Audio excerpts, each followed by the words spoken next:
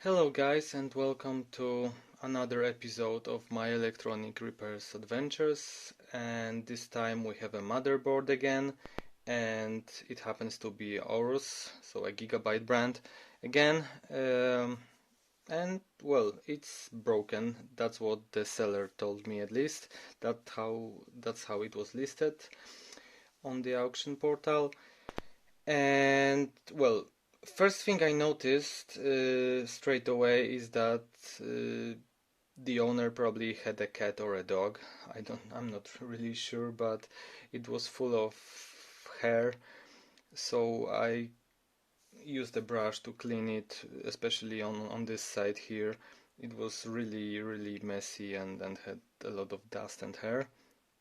So yeah, it is what it is. It happens, especially if the PC is located like close to the floor. So it actually intakes all the air with all the dust and debris and other hair and stuff like this. Anyway, let's try to see what's wrong with the board together. Let me go into the resistance mode, but into the beep mode. So if we touch the probes together, it beeps, and that's what we don't want to hear. I mean, in general for a working board, but this one is not, so we're gonna find out. So let me grab the ground here, and let's go through the 24 pin ATX connector. I won't go into details here again. I'll just go through the pins one by one, and I know which ones are ground, so those will beep, and that's expected. But if we find any that beeps and is not ground, then it's probably a short, and then we have to investigate it further.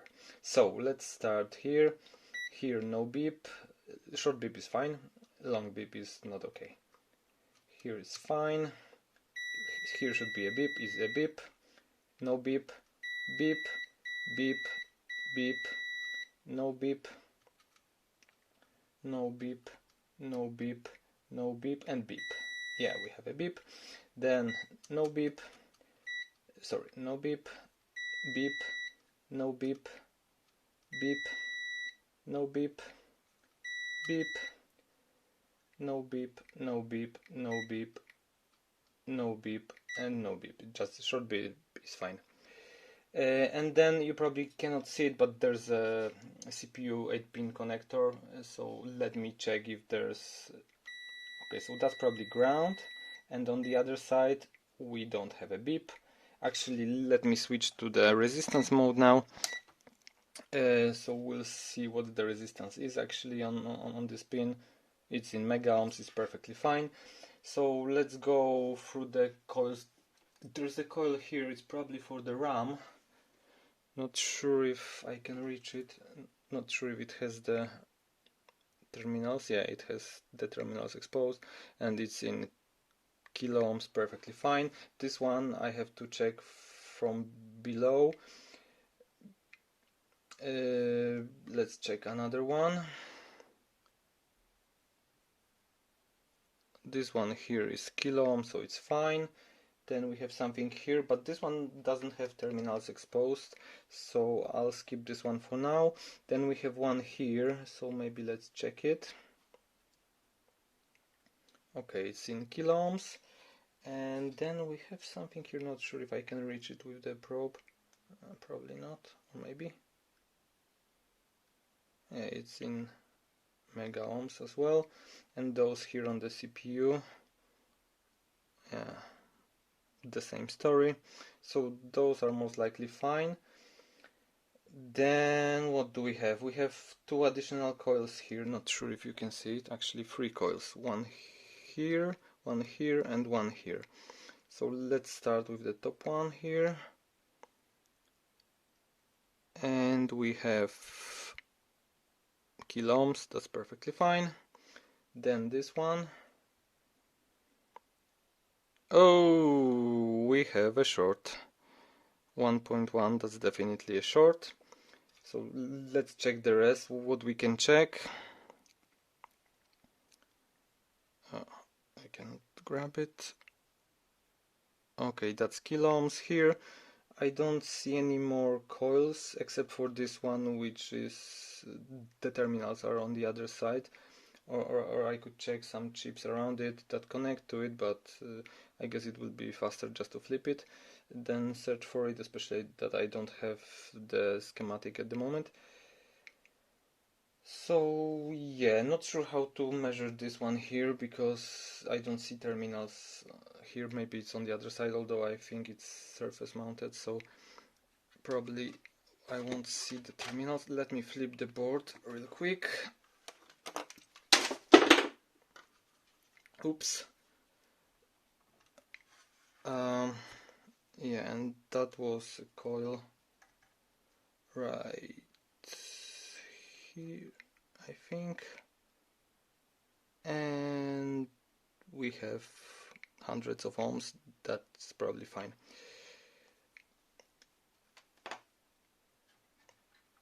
Alright, okay, so I think it wasn't screwed properly. That's okay, I'll grab it in a moment. But yeah, we have a short here, and to be honest with you, I just went through the board again with you. I actually removed the heatsink before because since we have a short here on this coil, I thought that, well, it may be something related to the PCH we have here. So I want to do voltage injection and check what gets hot.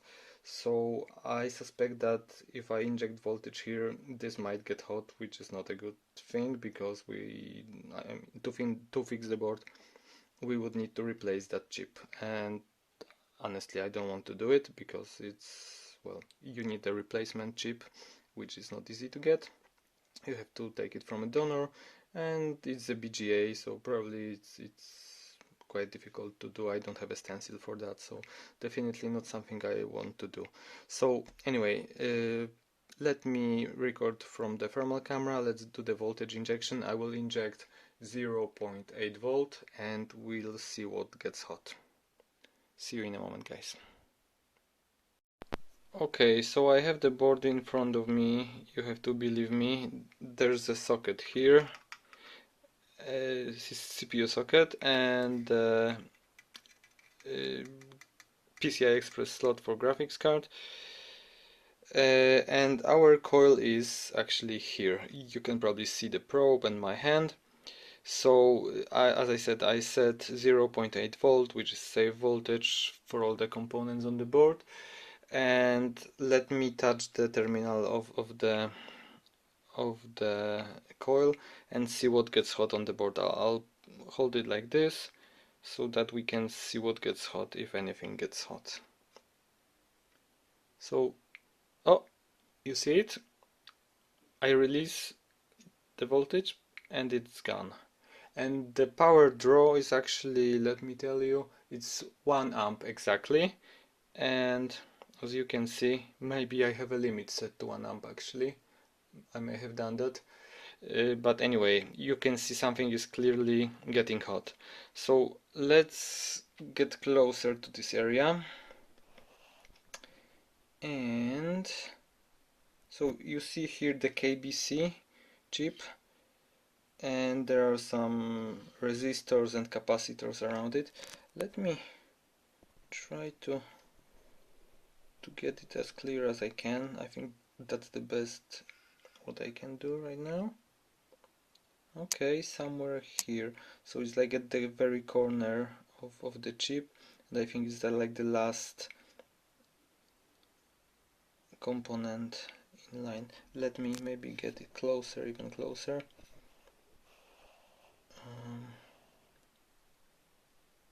Okay,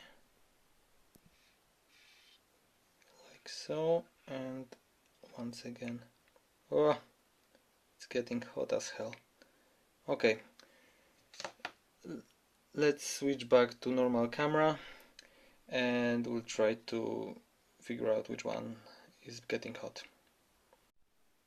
Alright, it's the best zoom I can do with my phone. So I have a multimeter. Let's go into the resistance mode. Actually, let's go into beep mode, and as you could see, the component getting hot was somewhere around the corner, this corner of the KBC chip, and I think it was the one on the left, like the last component in this corner.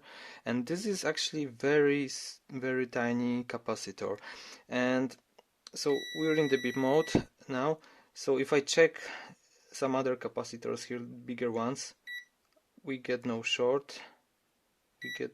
Sorry, short beep is fine. It's just measuring. But when I go here,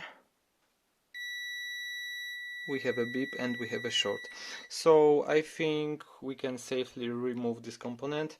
It's gonna be easy because it's very small, so it's one touch with my soldering iron.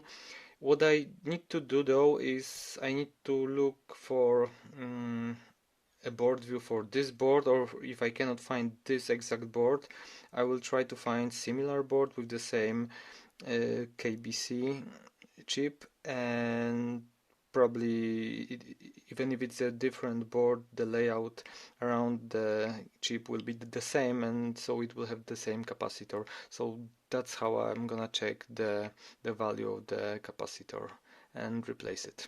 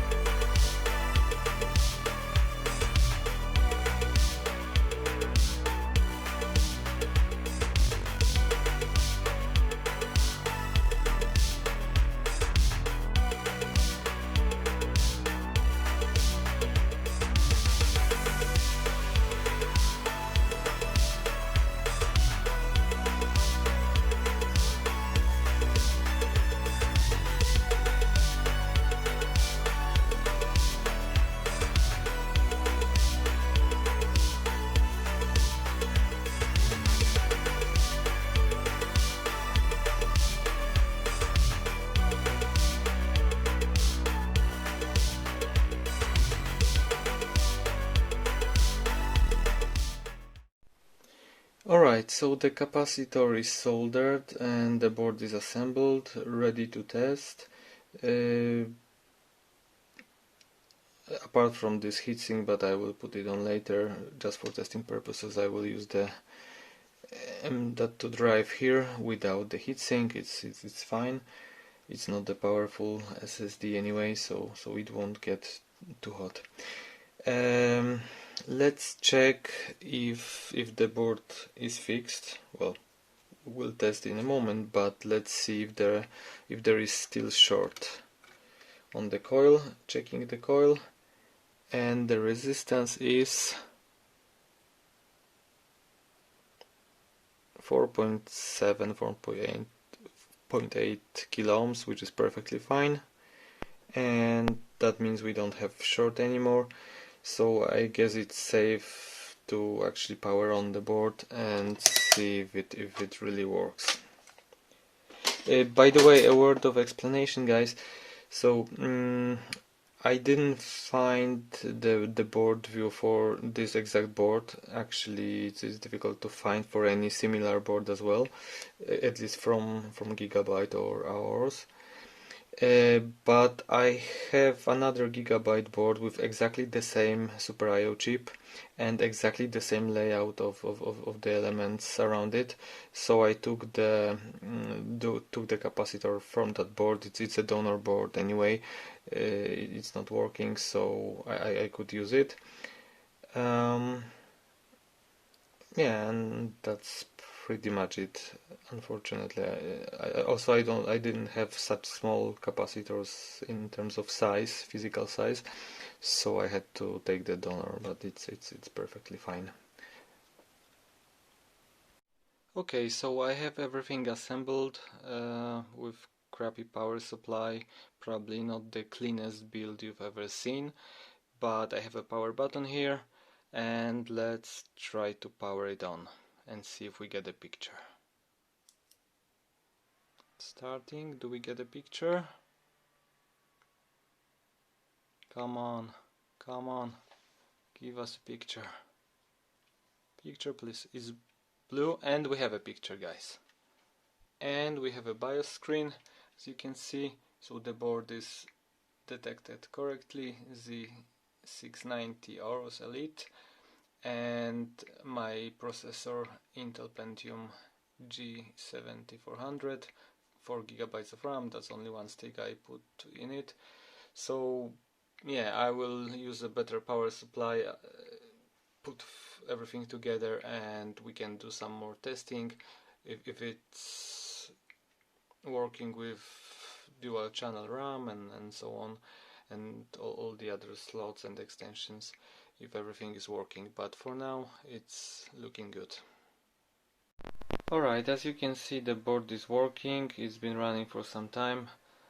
There is a Heaven benchmark running, and everything works as expected. So we have two sticks of memory, we have NVMe drive with the system that we are running right now, and everything works as expected. So we have the processor correctly detected, everything works as expected.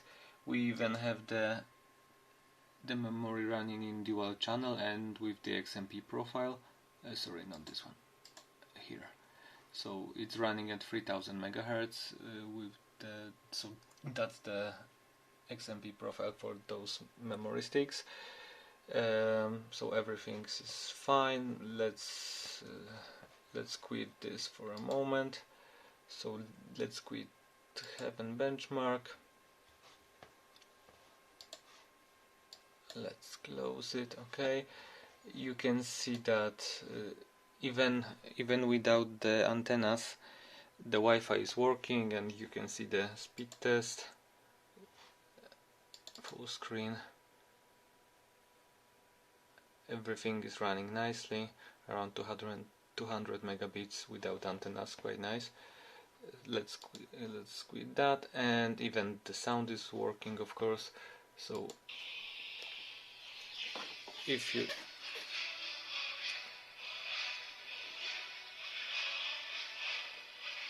that's the only speakers I have, so headphones basically. But as you can see, it's working as well, so I haven't seen any issues with this board, so I call it a fix. Thank you for watching, and I hope you enjoyed the video. If you did, click a like button, subscribe to the channel if you haven't done so already, and see you in the next one. Thank you.